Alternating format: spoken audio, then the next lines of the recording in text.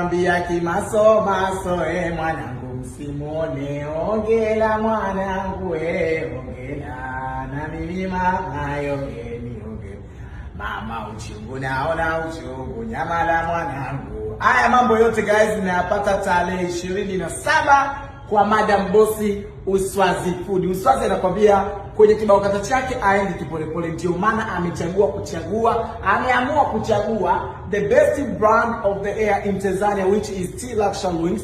Na kama ujui haja purchase nywele moja. Uswazi ananiambia atakuwa anavaa nguo 3 siku hiyo.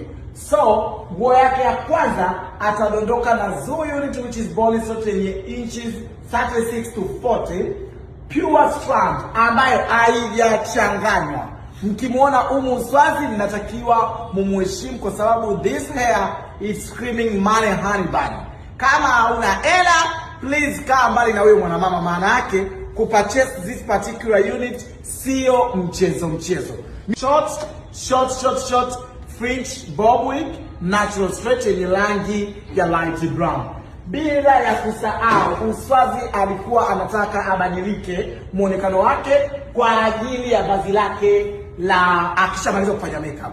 Atadondoka na a billionaire body yenye rangi ya dark burnt orange, ukujui kepo ina natural color yenye fitting ya 6x6.